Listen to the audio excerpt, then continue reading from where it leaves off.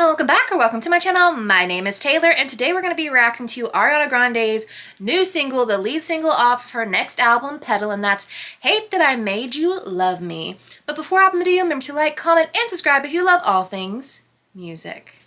Now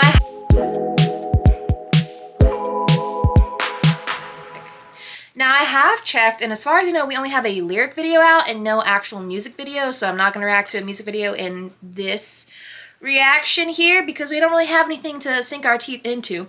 But the lyric video, from what was teased, does look kind of eerie, so I don't know what the vibe is. I'm just gonna say, I heard that this album maybe had more of a Dangerous Woman-esque vibe to it, and I was listening to the Cheetah Girls all morning, so I had to bust out the cheetah print top. I just bought this. Oh, and the hoops? Yes, yes. I was feeling the vibes today. However, I am definitely a little stuffed up and it is humid as all get out outside because it's been really hot and really rainy. So it rains all night and then it just gets nice and humid during the day. Don't we love that? But I'm excited to dive into the new Ariana era. And we have a 3-minute 17-second track, so you know it's enough to give us a tease, as to what this album is going to be about. But like always, due to copyright, things will have to be sped up or blurred out. And if you see me looking in this direction, it's because we have genius lyrics pulled up so we know what we're talking about. Without further ado, let's press play on Hate That I Made You Love Me. I can't tell you why, but something inside that stands in the fire. Eyes lit like the sky, turn tears into dime. You decide who you are, and I can see right through, like shadows on the moon. It's all bad news. I made you love me, 'cause I barely tried. Yeah, She said, I am that bitch. I've ruined you for every other girl. Okay.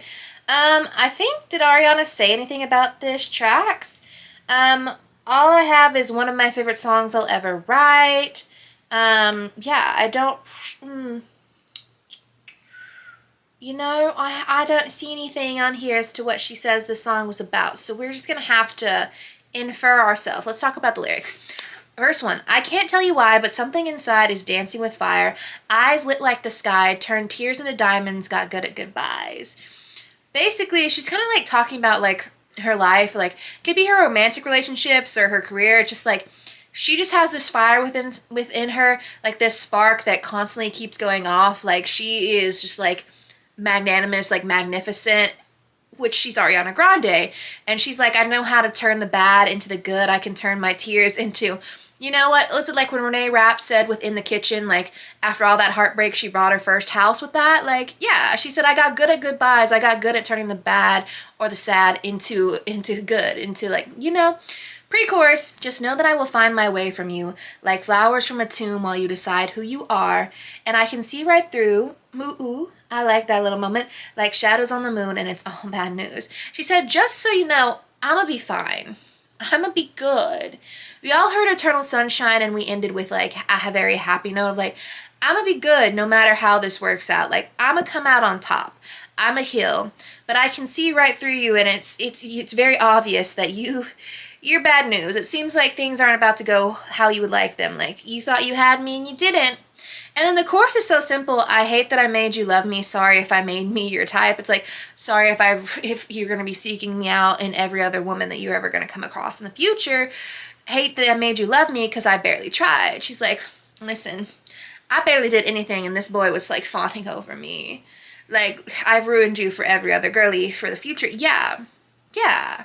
Yeah. I do wonder if this is going to build because right now we have a good like production and good tempo. And I just feel like a bridge moment would really hit on this. But let's see. Oh. What?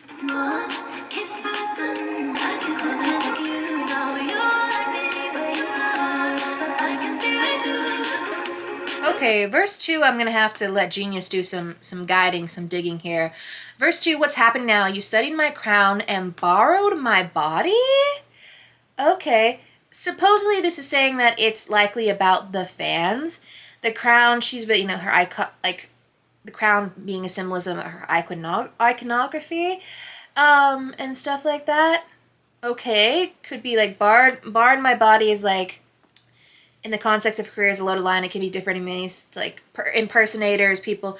Okay, warm kiss by the sun, then cold like the wind, a bee stuck in honey.